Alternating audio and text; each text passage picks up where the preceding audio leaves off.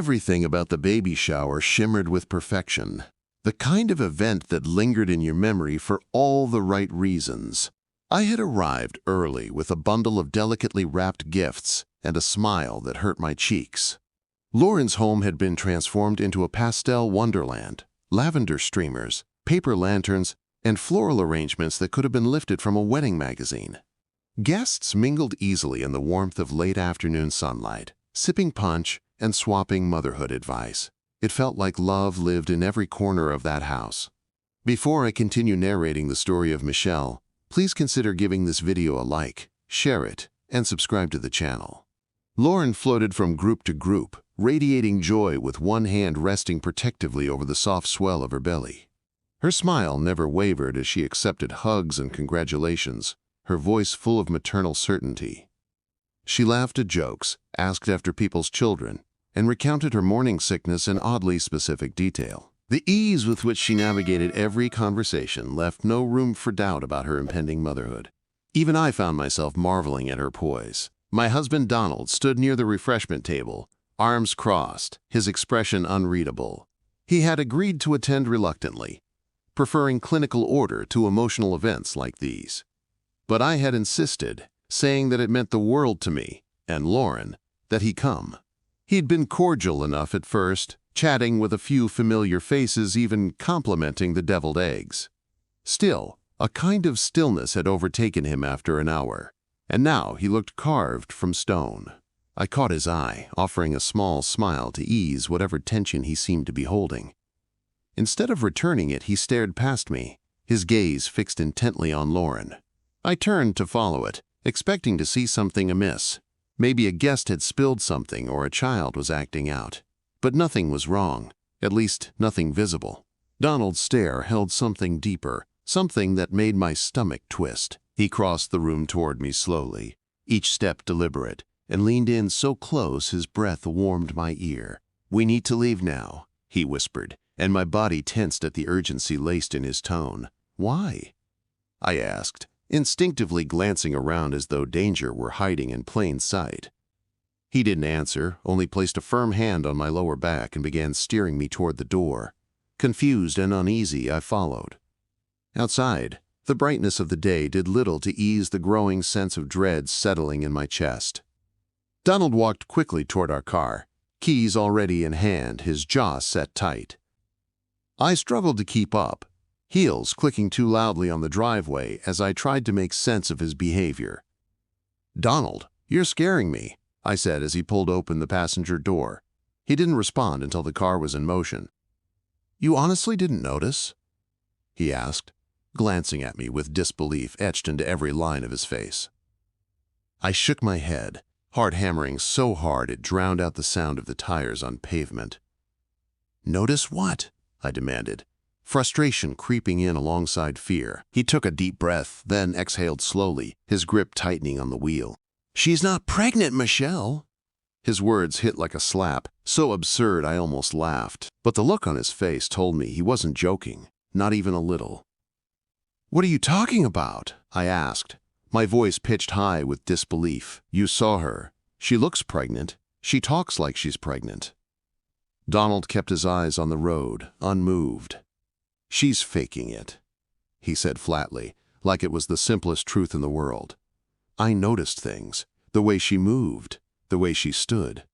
No weight gain in her face or arms, no changes in her gait or posture, and her belly's shape. It's off. I sat in stunned silence, unsure whether to defend my best friend or question my own judgment. We rode the rest of the way home in silence, the kind that stretches so long it becomes unbearable. My thoughts churned in loops, images from the party, snippets of Lauren's laughter, the swell of her stomach under that flowing dress. Could it all really be an illusion? Was it possible I had missed something so enormous, so deceitful? The idea felt impossible, and yet, a tiny voice in my mind whispered, "What if he's right?" Once home, Donald disappeared into his office without a word. I sat in the living room staring at the door, every nerve ending buzzing with confusion. I wanted to follow him, to demand more answers, but a deeper part of me feared what those answers might be. 10 minutes later, he emerged, holding a manila folder, his expression dark with resolve. "You need to see this," he said, placing the folder on the coffee table.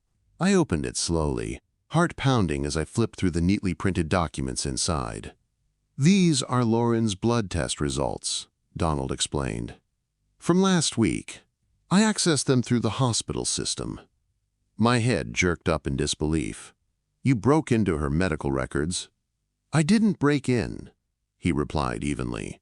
"She's listed under a shared research database for internal studies. I have access, and I looked because I had to know."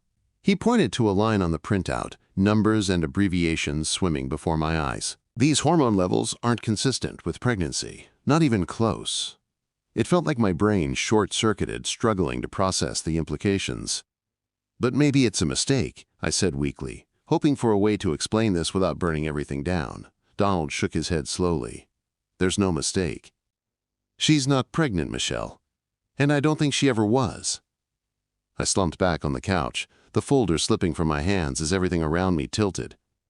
My breath came in shallow gasps as memories from the baby shower flashed through my mind with disturbing clarity. Lauren holding her stomach, refusing wine, accepting gifts meant for a baby who didn't exist. It had all felt so real, so sincere. But if Donald was right, then none of it was. "I don't understand," I whispered. "Why would she lie about something like this? What does she gain?" Donald hesitated before answering. "Money, sympathy, control."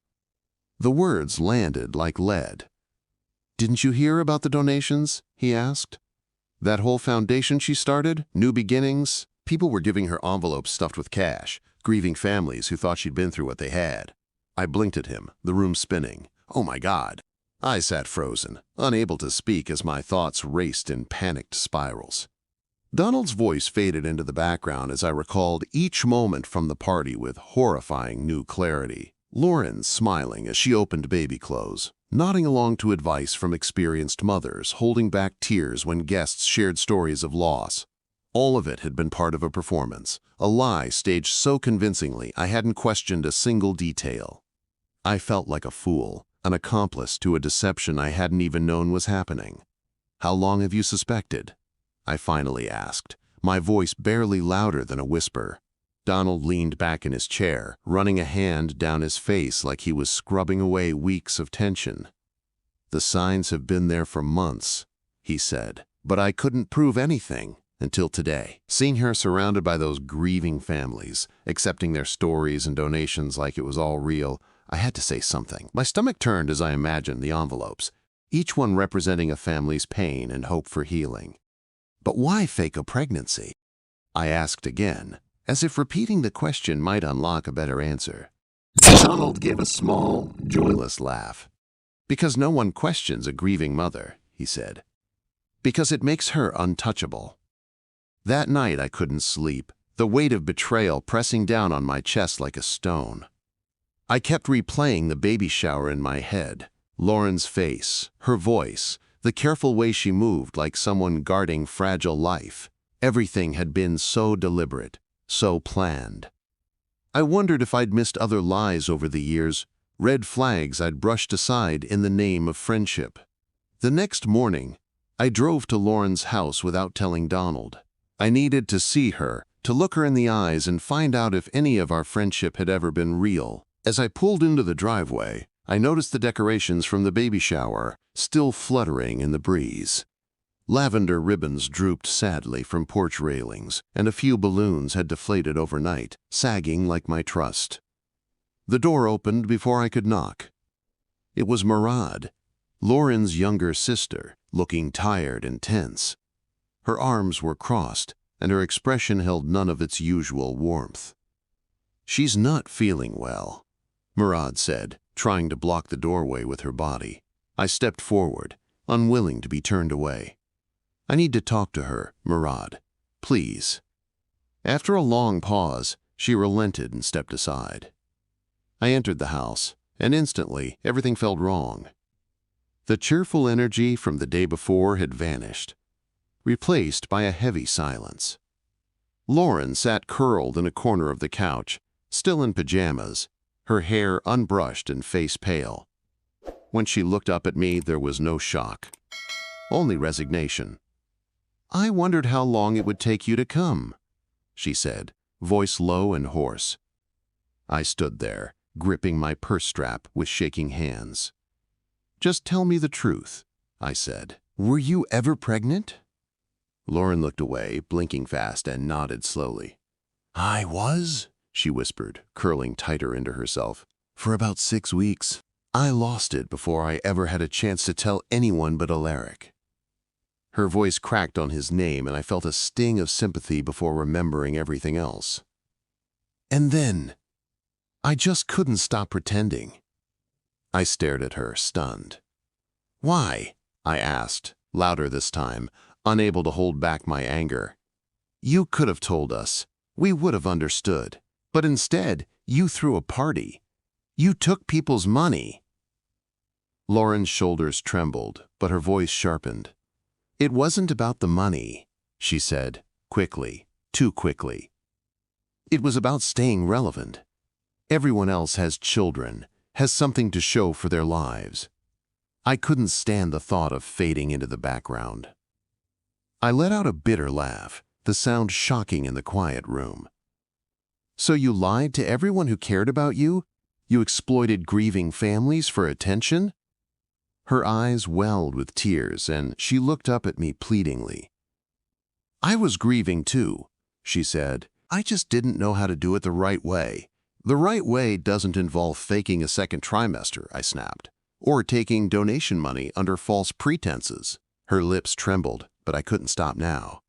"You held your stomach and let people believe you were one of them. That kind of lie has consequences."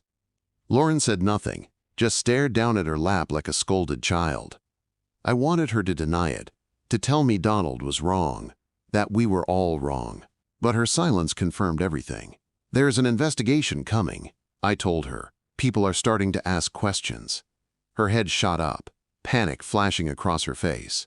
"What kind of investigation?" she asked. "Someone reported the foundation," I said. "Police came to my house yesterday. They're looking into new beginnings."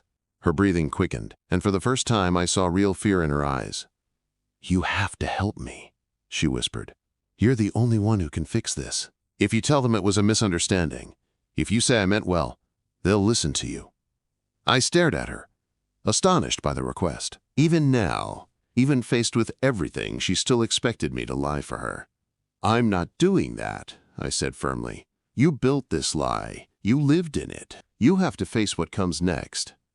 Her face crumpled, but I didn't move to comfort her. This wasn't something a hug could fix. I left without another word, the sound of the door closing behind me final and sharp. Outside, the wind had picked up, scattering the last of the party confetti across the yard. I watched it swirl through the air like ashes. Something had ended here, something I couldn't get back. The friendship I thought I had was gone. When I got home, Donald was already waiting in the kitchen, leaning against the counter with 2 mugs of tea cooling beside him. I told him everything, what Lauren said, what she didn't say, how she tried to enlist me in her lie one last time. He listened quietly, his face unreadable, nodding at all the right moments. When I finally finished, his only response was a soft, "I'm sorry it had to come to this." The truth was, I was sorry too, just not in the way I expected to be. I wasn't mourning the baby that never was, or even the party built on lies. I was mourning the end of something deeper, something foundational. Lauren and I had known each other since we were 13, had whispered secrets in the dark, covered for each other during heartbreaks, and celebrated every milestone. To find out that our bond had been used as a tool in her manipulation left a hollow ache in my chest. It felt like losing a sister, not a friend. The following day brought more fallout than I had anticipated. Word of Lauren's deception had started to trickle through our circle, moving in hushed whispers and fragmented texts. Someone had seen the police car parked in front of her house, and rumors bloomed fast in our tightly woven community. A few people reached out to me directly, hoping I could clarify the situation or offer reassurance. I had no comfort to give, only facts that shattered illusions. One message came from Mrs. Henderson, who had donated $500 to the foundation in honor of her son who died at 2 months old. She was heartbroken and humiliated, unsure whether to be angry or simply sad.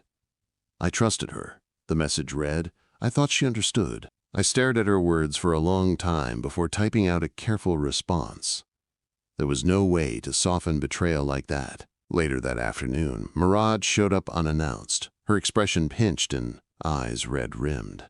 I let her in wordlessly, knowing she had something to say and needed to say it in person. She sat stiffly on the edge of the couch, wringing her hands as though trying to squeeze out her guilt.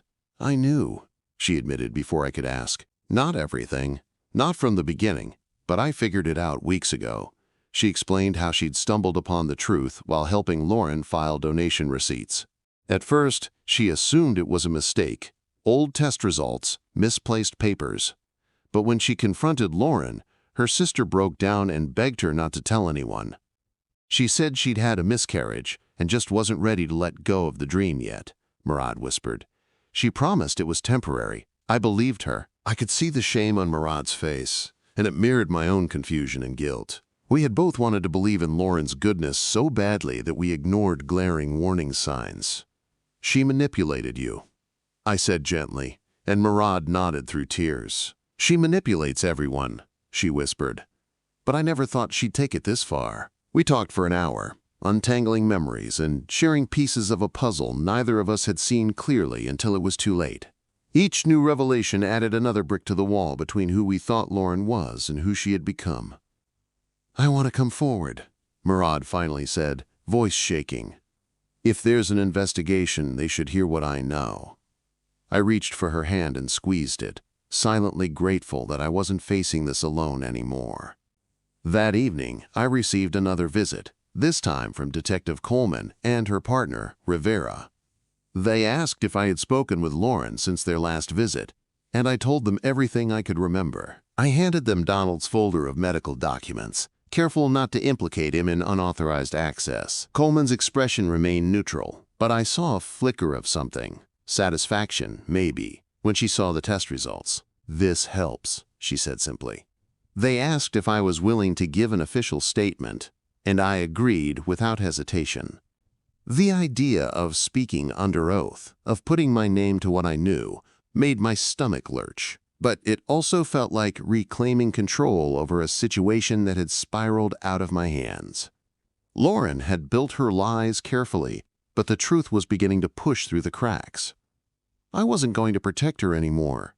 News spread faster than I imagined it would. Within days, several of the families who had donated to New Beginnings began contacting law enforcement. The stories were all eerily similar. Lauren had approached them after hearing about their losses, offering comfort, support, and a chance to give back. They trusted her because she seemed to understand, because she'd cried with them, because she'd lied. The foundation's website was quietly taken down, replaced by a generic error message. Social media pages vanished, and the once proud profile pictures of Lauren cradling her fake belly were scrubbed from every platform. It felt like watching someone erase herself in real time, desperate to avoid accountability. But the damage had been done. People remembered. At church the following Sunday, the atmosphere was palpably different. Friends who used to sit beside us now glanced away, unsure of what to say or how to act.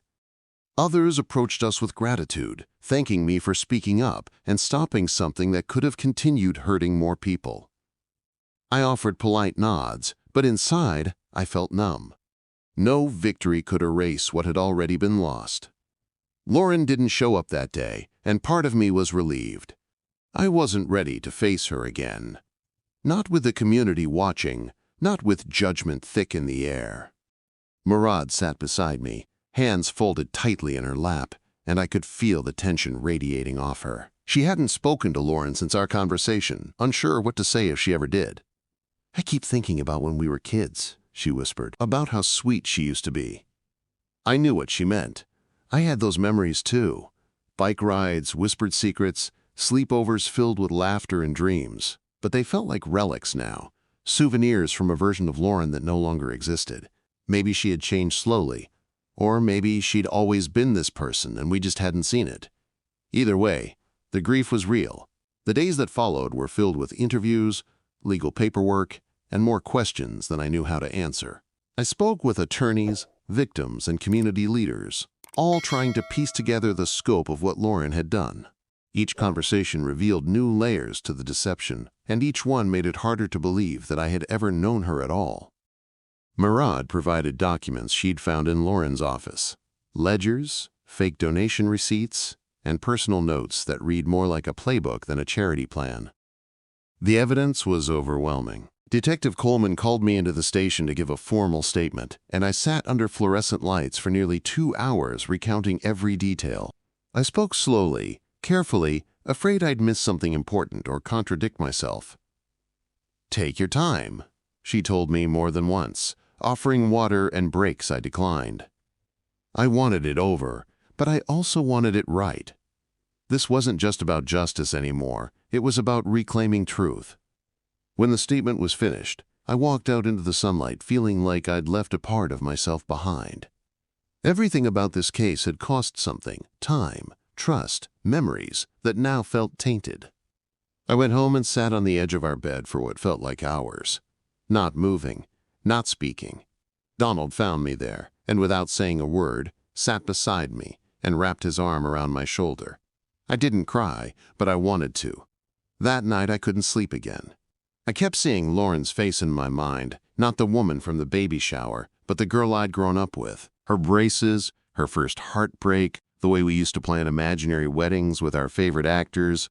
I thought of the time we both got grounded for sneaking out to a concert, and how we'd laughed until we cried when we got caught. That girl seemed like a ghost now. The next morning I opened my inbox to find dozens of emails from people I didn't know. Most were victims, parents who had donated to New Beginnings, hoping to find healing in their own grief. One woman had lost twins to premature birth and said Lauren's words had helped her start to forgive herself. "Now I feel like I've been grieving a second time," she wrote, "once for my babies and once for the hope she gave me that turned out to be fake." That email undid me more than any other. I sat at the kitchen table with my laptop open, tears running silently down my cheeks. Donald came in midway through, saw my face, and wordlessly set a tissue box beside me. "I didn't realize how many people she reached," I said, my voice cracking. "It's not just a few lies, she hurt so many." Donald nodded slowly, placing a cup of tea in front of me. "She built an empire on pain," he said, "and she knew exactly what she was doing." I wished I could argue, defend her somehow, but I couldn't anymore. There were too many stories. Too much loss. Too much evidence. Murad reached out again the following day, this time with an invitation to meet her at a cafe downtown. "There's someone I want you to talk to," she said cryptically over the phone. I agreed, curiosity outweighing exhaustion, and arrived to find her already seated with a nervous-looking man beside her. "This is Adam," she said. "He used to volunteer for New Beginnings. He saw things." Adam looked uncomfortable at first, rubbing his palms against his jeans, avoiding my eyes. "I don't know if I should even be talking," he admitted. "I signed some documents when I started, confidentiality stuff."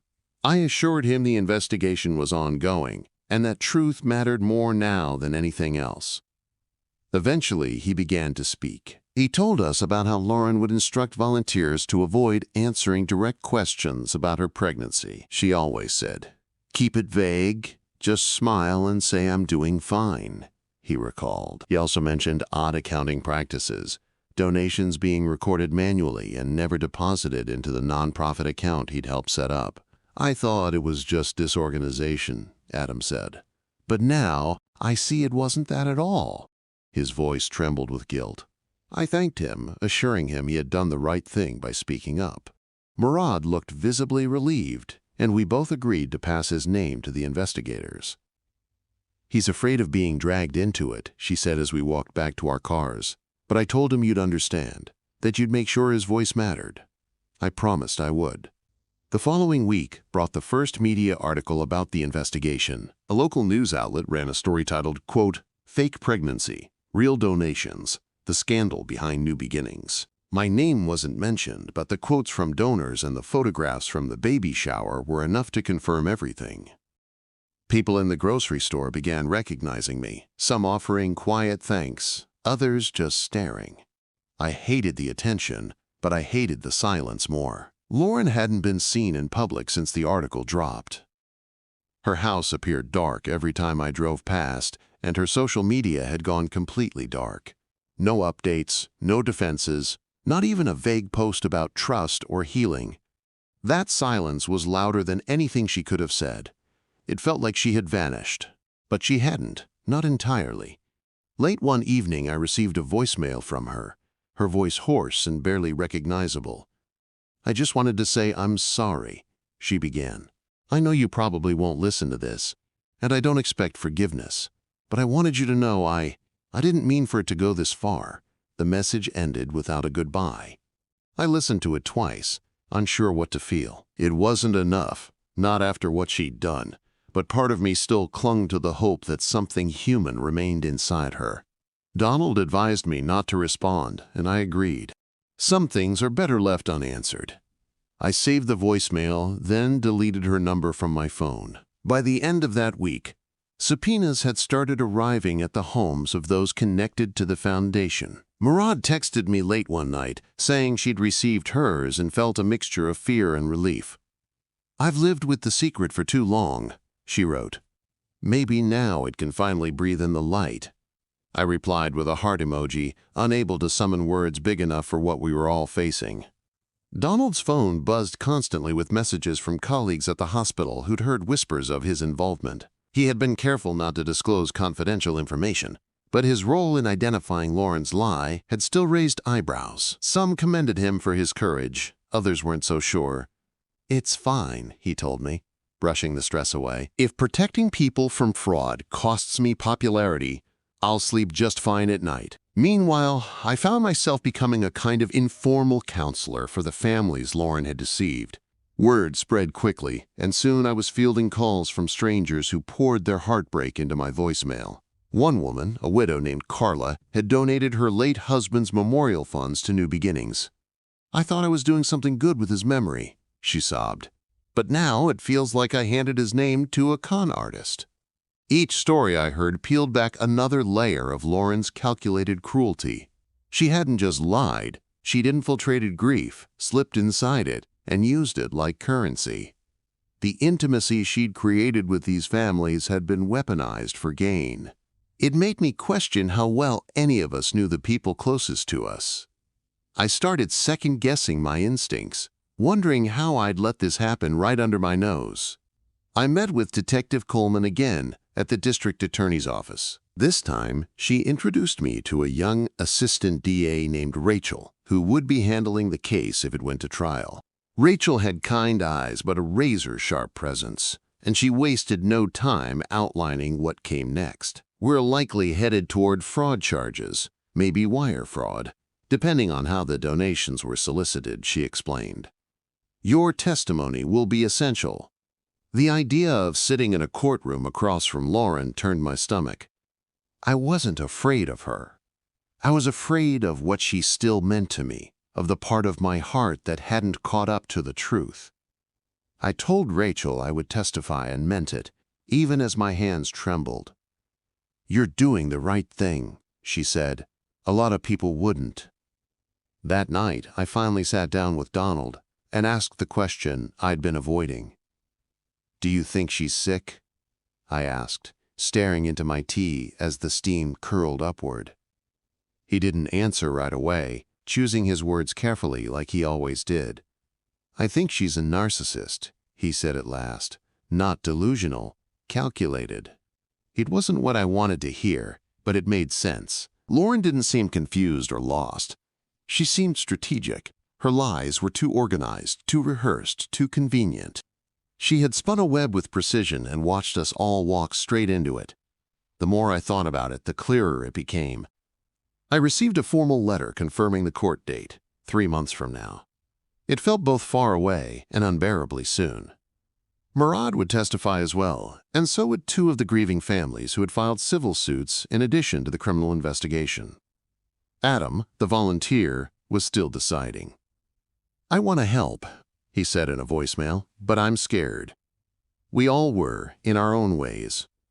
I started seeing a therapist named Evelyn, someone Donald had worked with before and trusted deeply. With her, I unpacked the full weight of the betrayal, how it affected not just my friendship with Lauren, but my understanding of myself. "You weren't blind," she told me gently. "You were loving someone you believed in. There's no shame in that." Therapy helped more than I expected. It gave me space to grieve without judgment and helped me rebuild the boundaries Lauren had spent years blurring. I began journaling every night, just a few sentences about what I was feeling, what I remembered, what I needed to let go of. Some days I wrote about the baby shower. Some days I just wrote her name. One night I pulled out an old photo album from the attic, something I hadn't touched in years. There were dozens of pictures of Lauren and me, arms slung around each other, eyes shining with laughter, high school dances, beach trips, holidays with each other's families. I couldn't bring myself to throw them away, but I also couldn't look at them for long. They felt like postcards from a place that never really existed. The community around us remained divided. Some people defended Lauren to the end, insisting that her intentions had been pure, even if her methods were flawed. Others had cut her off entirely, treating her name like a curse. I stayed out of the arguments, choosing instead to focus on the people who had been hurt. Their stories mattered more than speculation. As the court date drew closer, I noticed changes in myself that surprised me. I was quieter, more observant, less willing to assume the best in people without reason. Donald called it wisdom. I called it armor. 1 week before the trial, I received a handwritten letter in the mail. No return address, but I recognized the handwriting instantly. It was from Lauren. She didn't ask for forgiveness this time. Instead, she warned me. "I know you think you're doing the right thing," the letter read, "but testifying will hurt you more than it hurts me. People will turn on you when they see how easily you betrayed your best friend." It wasn't signed. I showed the letter to Donald, who scowled and tucked it into a plastic folder for evidence. "She's trying to rattle you," he said. "It's what manipulators do when they lose control."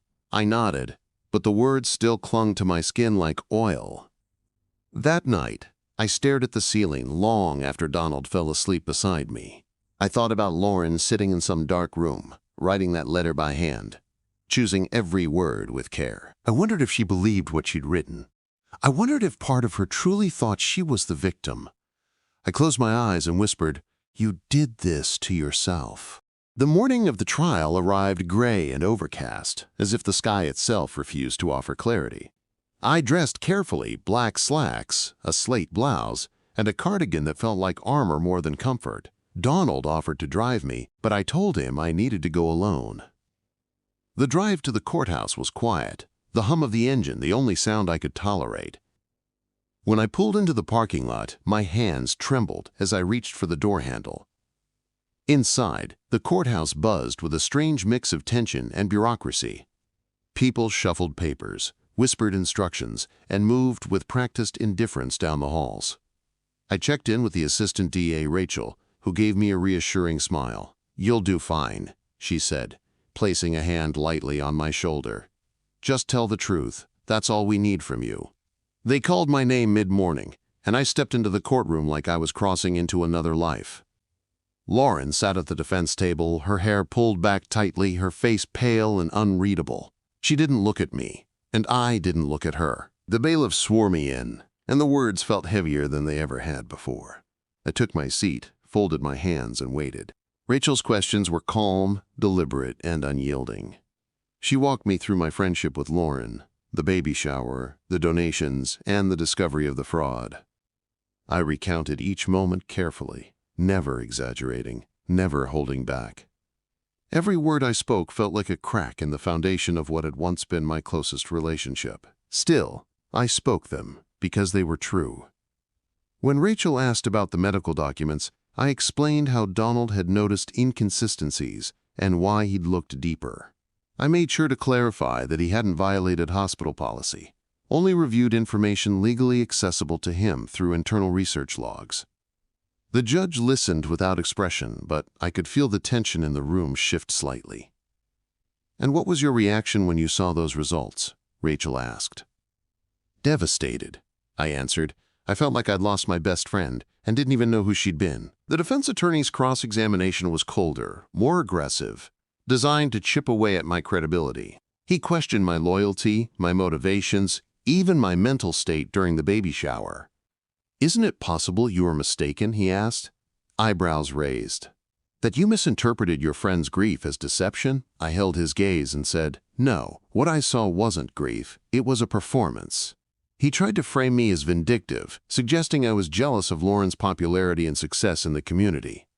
"Were you ever envious of the attention she received?" he asked. "Never," I replied, steady and firm.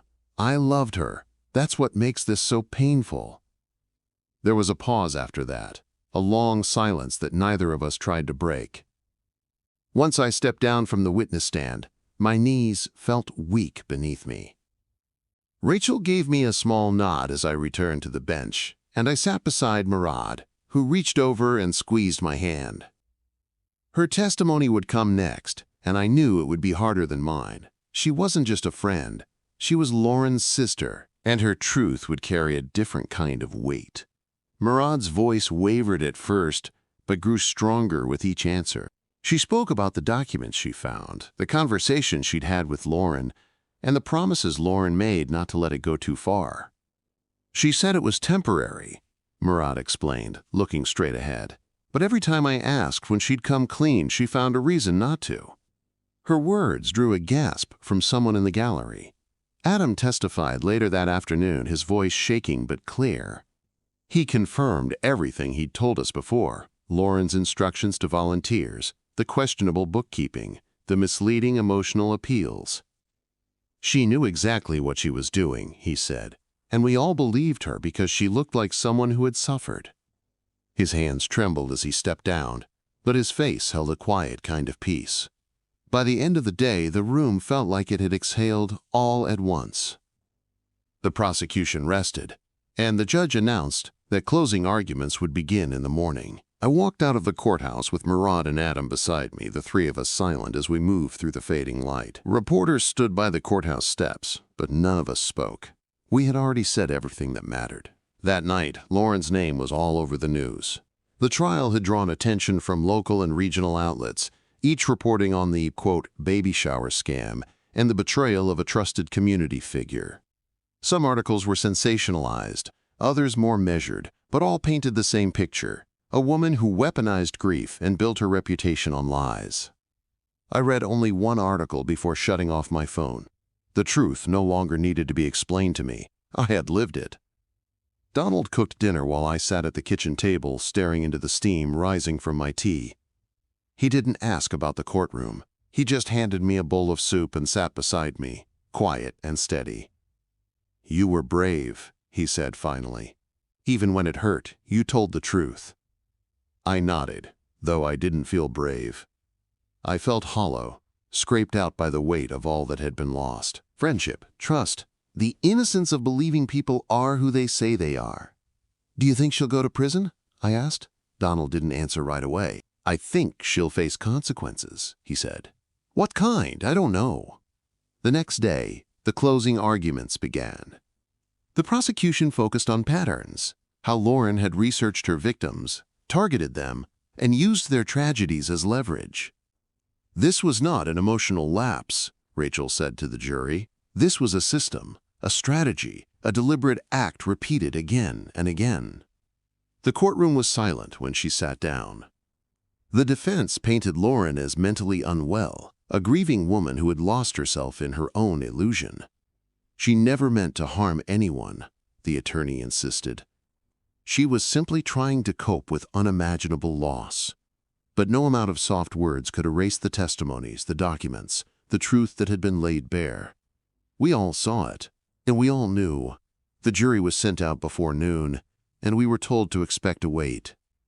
I sat in the hallway with Murad and Adam, each of us too worn down for small talk. Occasionally someone passed and offered a sympathetic glance, but none of us had the energy to respond. Donald texted me that he was nearby if I needed anything, and I replied with a simple heart emoji.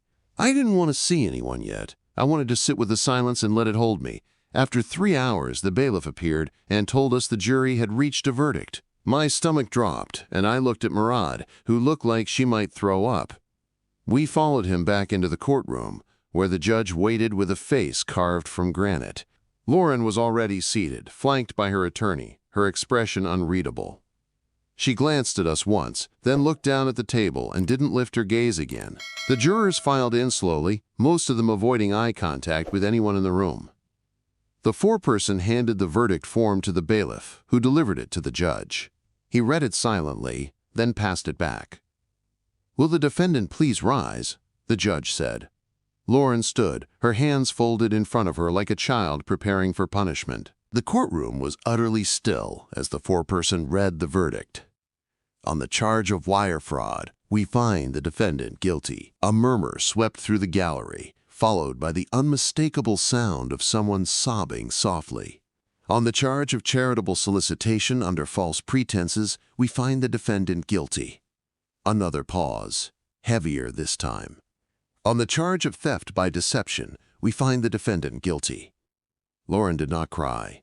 She did not collapse or gasp or scream. She just stood there, her face blank, her posture rigid. For a moment, I wondered if she'd heard the words at all, but then her jaw twitched and she blinked slowly, like someone waking from a very long dream. The judge thanked the jury and dismissed them before turning his attention back to Lauren.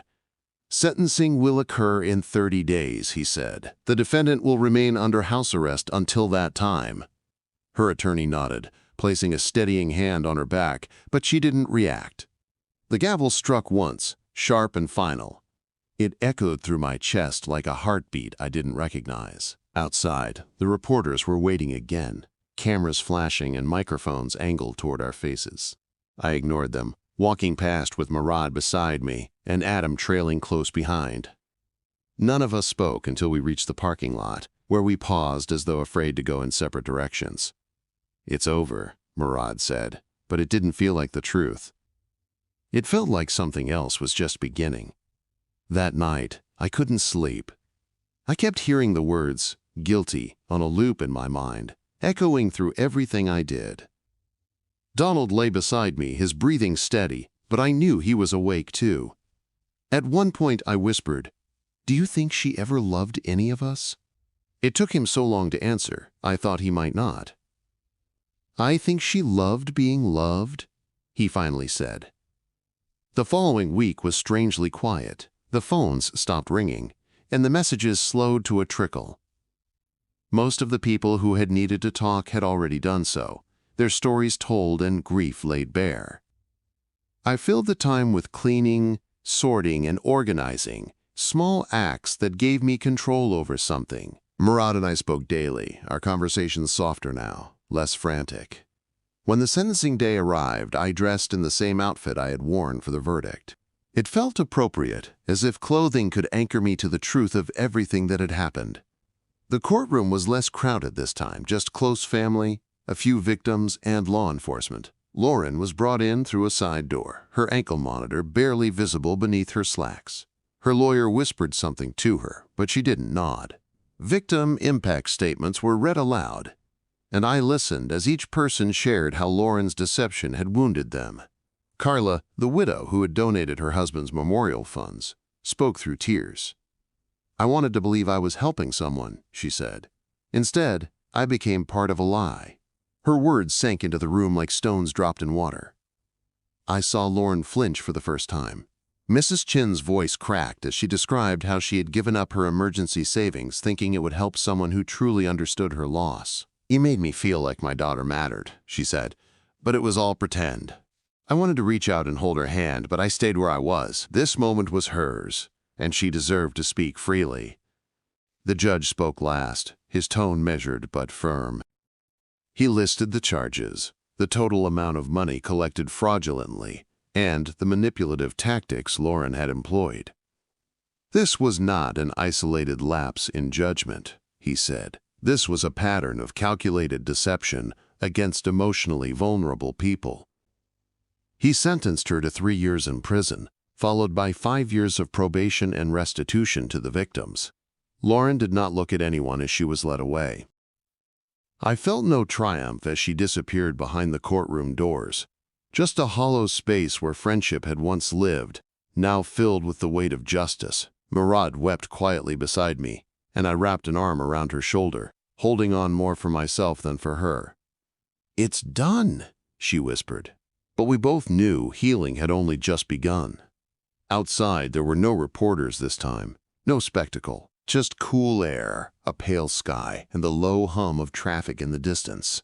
I stood on the courthouse steps for a long time, breathing in the stillness.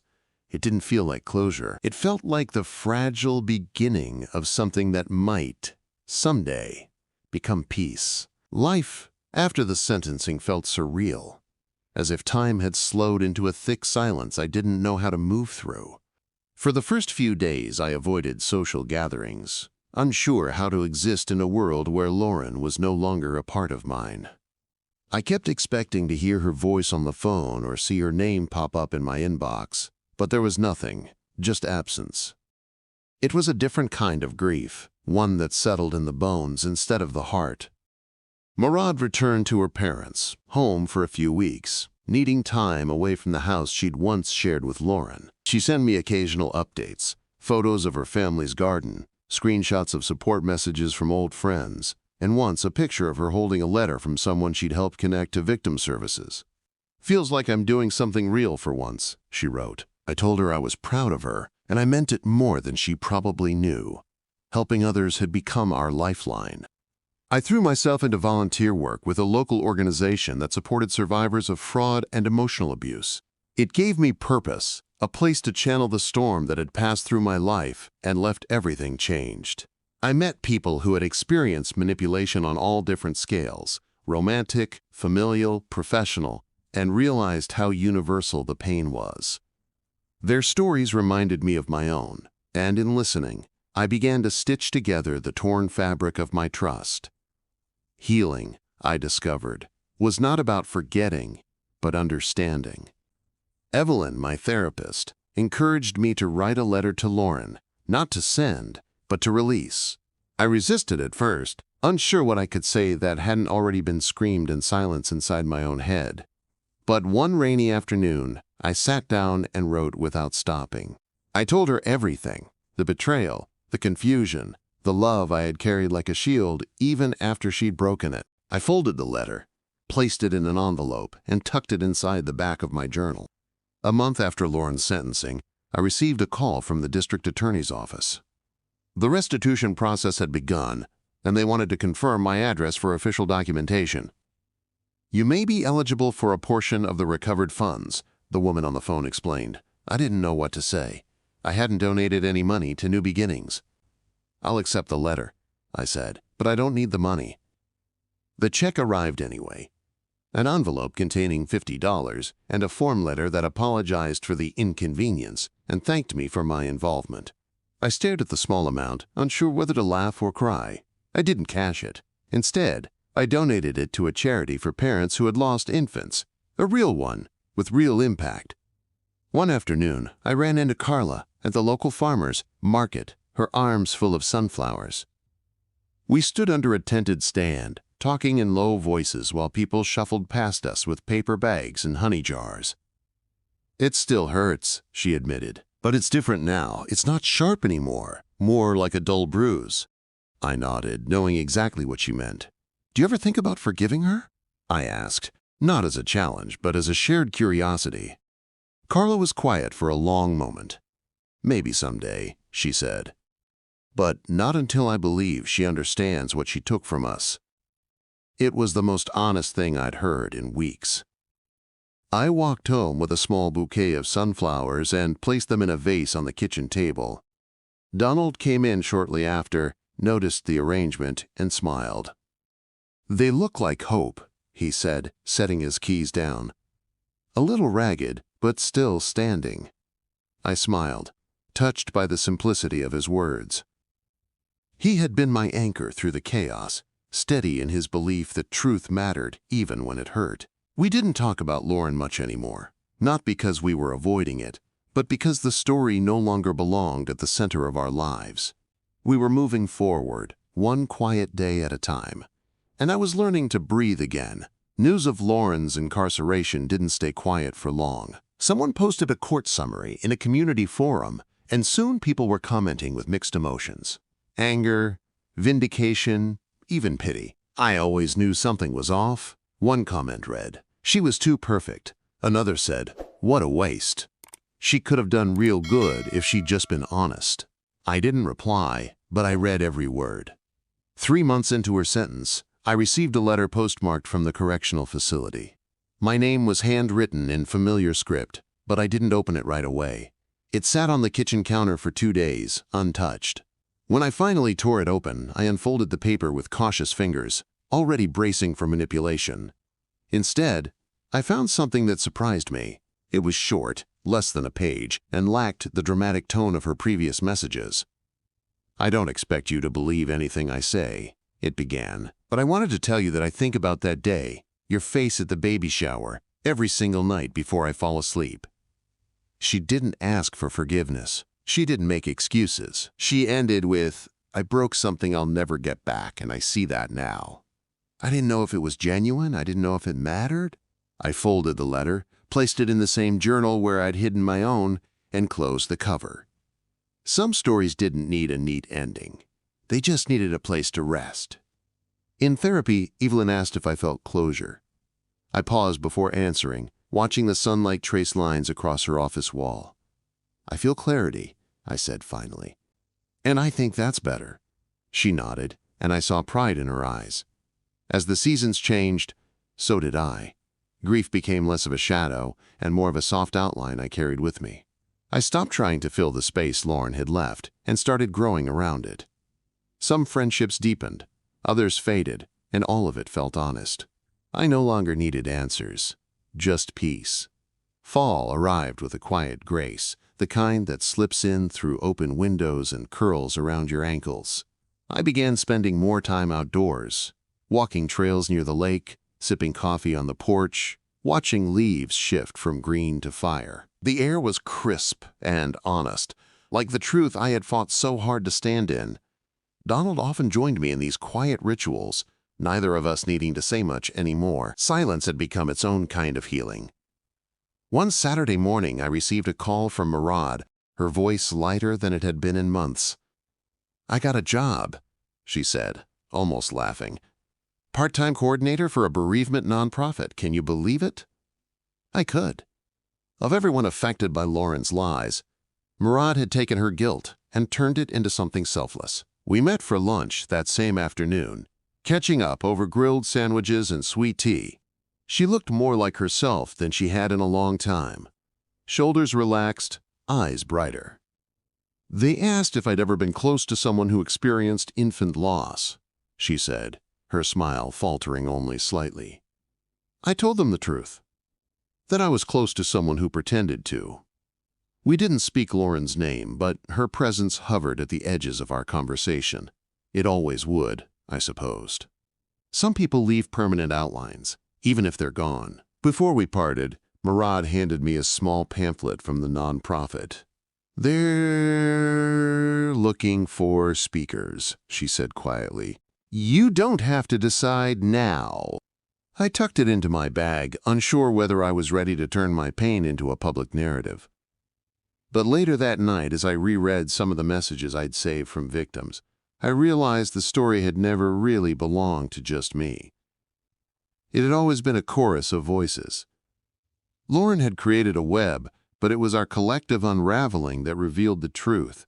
Maybe it was time to speak. The event was held at a community center 2 towns over, far enough that I didn't expect to see many familiar faces.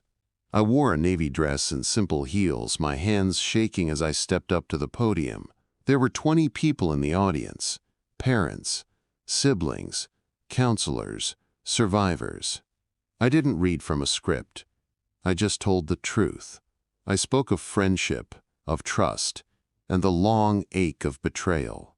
I shared how manipulation can wear the face of love, and how hard it is to tell the difference until it's too late. I spoke of the baby shower, of the moment Donald leaned in and whispered, "We need to leave now," and how I didn't understand then, but I do now. When I finished, the room was silent, then slowly filled with applause. Afterward, a woman approached me with tears in her eyes. I believed her, she said simply. I gave money in honor of my daughter, and I thought it mattered. But your words helped. I held her hand and said, "Your daughter still matters. That truth doesn't change." The nonprofit asked if I'd consider joining their speaker rotation, traveling to other groups to share the story. I told them I needed time to think, and they understood. Healing wasn't linear. It moved in spirals, sometimes forward, sometimes back. But even as I hesitated, something in me began to shift. Donald supported me fully, as he always had. "You've turned something awful into something meaningful," he said one night as we folded laundry together. "That's not small, Michelle, that's strength." I reached for his hand, grateful. He had seen the worst of it, and still stood beside me. In December, I received an unexpected letter, this one from Lauren's attorney. It was formal, informing me that Lauren was eligible to apply for early parole based on a combination of good behavior and prison program participation. The letter stated that I could submit a victim impact statement to oppose it should I choose. My stomach clenched at the thought of her walking free so soon.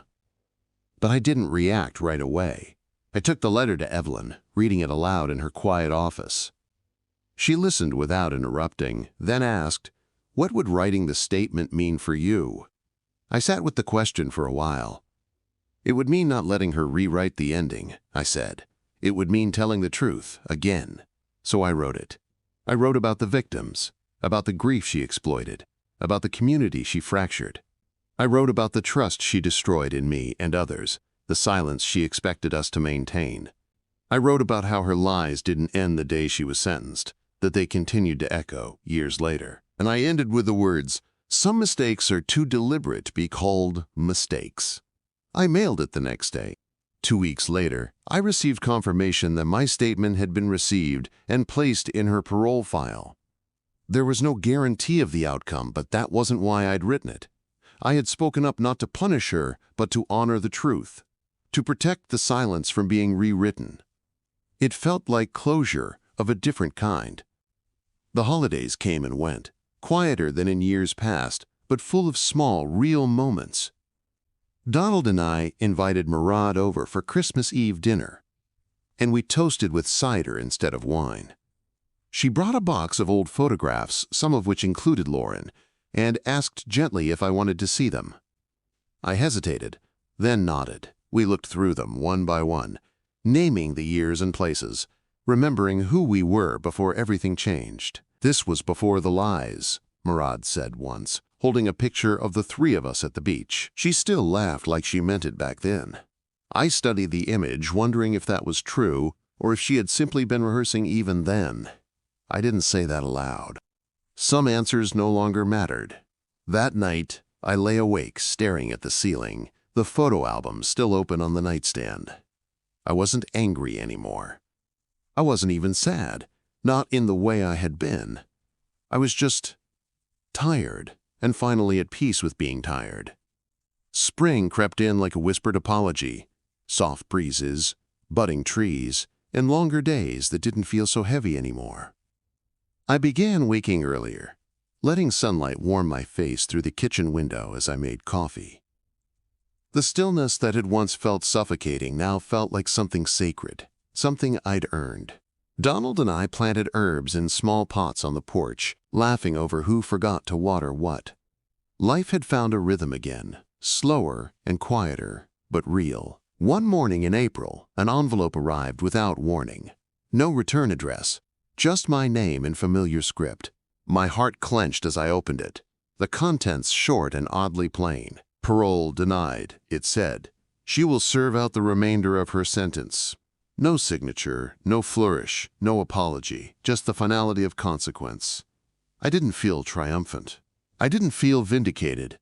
I felt steady, grounded in the knowledge that truth had been seen and upheld.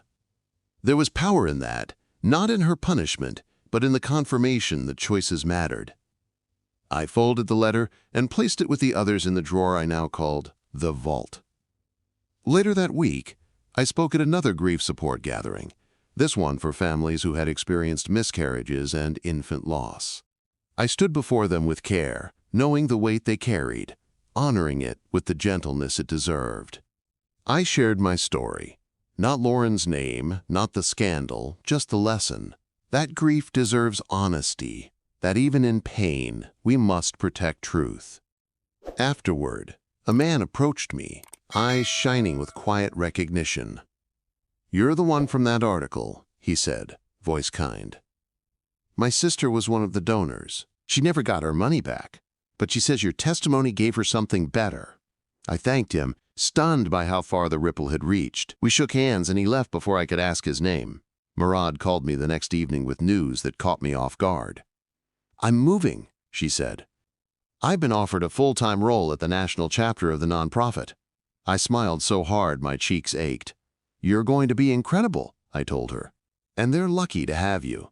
We planned a farewell dinner, just the three of us, Murad, Donald, and me, at our house, the same one that had once held so much uncertainty. Donald grilled salmon while Murad and I drank sparkling water on the porch, laughing at her packing disasters. I found a shoebox labeled, "Emotional tax receipts," she said. It was full of Lauren's old thank you cards and sticky notes. We paused, then laughed harder than we had in months. That night after she left, Donald wrapped his arms around me while we stood at the kitchen sink, watching the moon rise through the window. "I'm proud of you," he said, his voice low. "Not just for what you survived, but for what you did with it." I turned and kissed him softly, grateful that our love had weathered the storm. In losing one relationship, I'd learned the value of the ones built on truth. As the year wore on, I spoke less about Lauren and more about healing. Her name became a footnote, not a headline. I taught a workshop with a bereavement group on recognizing emotional fraud and protecting personal boundaries. "Trauma can be loud," I said during one session, "but sometimes it wears a very quiet smile."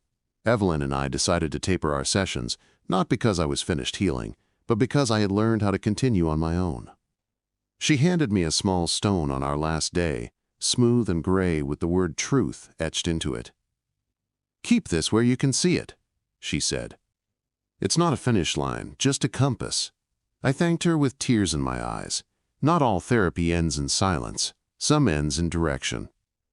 One late afternoon in June, I sat on the porch with my journal open, writing without judgment. I wasn't documenting pain anymore. I was writing recipes, poems, memories I wanted to keep. The pages felt lighter, the ink less angry. Somewhere inside me, the knot had begun to unwind. I was no longer just the woman whose best friend faked a pregnancy. I was Michelle again. Sometimes I still thought of that day, of Lauren's baby shower, of the moment Donald whispered, "We need to leave now." I used to replay it in loops, wondering how I hadn't seen it sooner, how I let myself be fooled.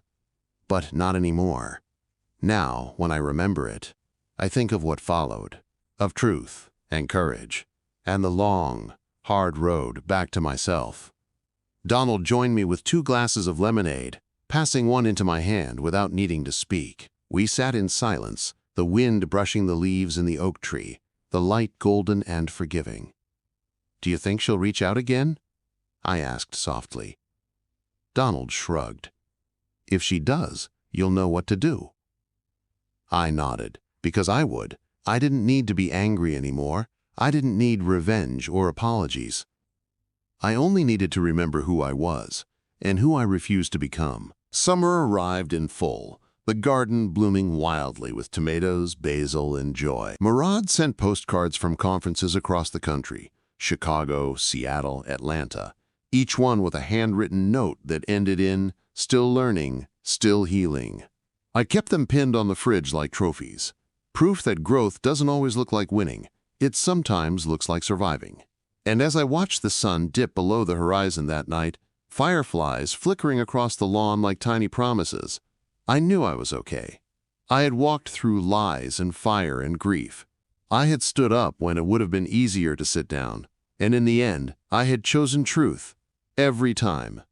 Thank you for listening to Michelle's story.